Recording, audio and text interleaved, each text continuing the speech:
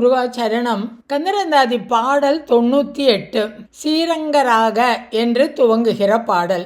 இந்த பாடல்ல அருணகிரிநாதர் ஸ்ரீரங்கநாதனை பற்றி குறிப்பிடுகிறார். இதற்கு முன்னாலேயும் ஒரு பாடல்ல ஸ்ரீரங்கத்தை பற்றி குறிப்பிடுகிறார். திருப்புகழ் ஸ்ரீரங்கத்தில் இருக்கும் திருமாலை பற்றி விவரிக்கிறார். அதே போல இந்த பாடல்லையும் ஸ்ரீரங்கநாதன் என்றே பெயர் சொல்லி அழைக்கிறார். இந்த பாடலில் சொல்கிற போதும் முருகா வள்ளி மணாளனே, ராக வினோதா இசைப்பிரியனே என்றெல்லாம் அவனை துதிப்பவர்களுக்கு எப்பொழுதும் தீவினை என்பதே இல்லை. அவர்கள் செய்த வினையெல்லாம் நீங்குவதற்கு காரணமாக இருப்பது அவனுடைய நாமங்களே அப்படின்னு இந்த பாடலில் சொல்கிறார். இப்போ இந்த பாட்டை பார்ப்போம். ஸ்ரீரங்கராக மரமோது திகிரி செங்கை கொண்ட ஸ்ரீரங்கராக மருகந்த தேசிக செந்தினை மேல் ஸ்ரீரங்கராக தனகிரி தோய்ந் கந்த செந்தமிழ்நூர் ஸ்ரீரங்கராக வினோதம் என்பார்க்கில்லையே தீவினையே.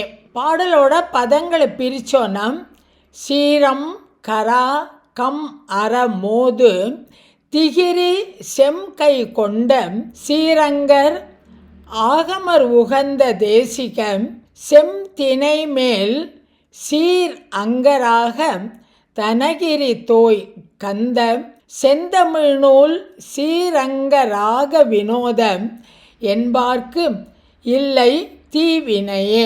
இந்த பாடலில் கஜேந்திர மோட்சத்தை பற்றியும் சொல்கிறார். கரா கம் அற, அதாவது முதலையோடைய தலையை அறுத்த சக்கரம் அப்படின்னுட்டு கஜேந்திர மோட்சத்தையும் சொல்கிறார். ஸ்ரீரா கரா கம் அற மோது திகிரி செம்கை கொண்ட ஸ்ரீரங்கர். ஸ்ரீரம்னா கலப்பை, கரா முதலை, கம் தலை, அற அற்று விழும்படி, மோது திகிரி செம்கை கொண்ட ஸ்ரீரங்கர் அவற்றையெல்லாம் எதிர்த்து தகர்த்த திகிரி சக்கராயுதத்தை கையில் கொண்ட ஸ்ரீரங்கர் ஸ்ரீரங்கநாதனாகிய திருமாலும். ஸ்ரீரம்னா கலப்பை, அதாவது திருமால் கையில் கலப்பை இருக்குது, சக்கரம் இருக்குன்னு சொல்கிறார். கலப்பை பலராமரோட ஆயுதம். அந்த பலராமர் விஷ்ணு அவதாரம் என்பதை குறிப்பதனால ஸ்ரீரம் அப்படின்னு இந்த இடத்துல குறிப்பிடுகிறார். ஸ்ரீரம் கரா கம் அற மோது திகிரி செம்கை கொண்ட ஸ்ரீரங்கர். முதலையின் தலை இற்று போகும்படியாக சக்கரத்தை அனுப்பிய அந்த யானை கஜேந்திரன் ஆதிமூலமே என்று அழைத்த போது அது ஆதிமூலமே என்று அழைத்து முடிவதற்குள் வேகமாக தன்னுடைய சக்கரத்தை செலுத்தி அந்த முதலையை அழித்த, முதலையின் காலில் இருந்து யானையை விடுவித்த திருமால் அந்த சக்கராயுதத்தையும் கலப்பையையும் கையில் ஏந்தி இருக்கிறான். அவன் ஸ்ரீரங்கநாதன். ஆகமர் உகந்த தேசிக. ஆகமம் அப்படின்னா சிவாகமங்கள். சிவாகமங்களை அருளி செய்தவன் சிவபெருமான். அந்த சிவபெருமானே மனமகிழ்ச்சி அடையும்படியாக அவருக்கு உபதேசம் செய்தவன். அந்த சிவனுக்கே ஆச்சாரியனாக இருந்தவன். ஆகமர் உகந்த தேசிக செம்தினை மேல் அங்கராக தனகிரி தோய் கந்த.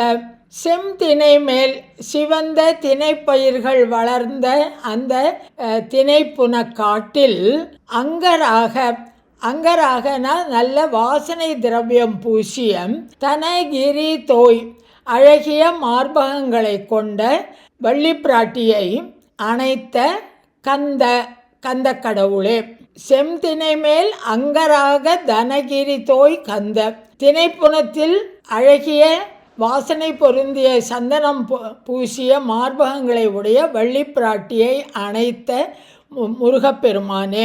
செந்தமிழ்நூல் ஸ்ரீரங்க. செந்தமிழ்நூல் தமிழ் நூல்களை சொல்லப்படுகின்ற தமிழ் நூல்களை ஏற்படுத்துவதற்கு அதனுடைய இலக்கண இலக்கியங்கள் இவற்றையெல்லாம் கட்டுப்படுத்துகின்ற சீர் அங்க, சீர் முதலாகிய 8 அங்கங்களும். அதாவது ஒரு கவிதை எழுதணும்னா அதுக்கு ஒரு இலக்கணம் உண்டு. அந்த இலக்கணத்தில் சீர், தலை, எதுகை, மோனை இந்த மாதிரியான அங்கங்கள்லாம் அமைந்திருக்கும். அவை 8 வகையான அங்கங்கள். அந்த 8 வகையான அங்கங்கள் அமைந்த பாடல்களை அமைப்பதில் வல்லவனே ஸ்ரீரங்க. அது இந்த இடத்துல மறைமுகமாக திருஞான சம்பந்தரையே தான் குறிக்கிறார்னு சொல்லலாம். ஏன்னா அத்தனை தேவார பாடல்கள் பாடினவர் இல்லையா அவர். செந்தமிழ் நூல் ஸ்ரீரங்க, சிறந்த தமிழ் நூல்களில் சொல்லப்படும் சீர் முதலான 8 வகையான இலக்கண வகைகளிலும் தேர்ந்தவனே. ராக வினோத இசைப்பிரியனே என்பார்க்கு இல்லை தீவினையே.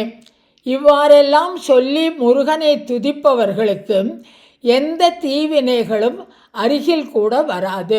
வள்ளி மணாளனே, ராக வினோதா, செந்தமிழ் நூல் ஸ்ரீரங்கா, தேசிகா என்றெல்லாம் பூஜிக்கும் போது எந்த வினைகளும் அருகில் வராது அப்படின்னு இந்த பாடலில் சொல்கிறார். முருகாச்சரணம்.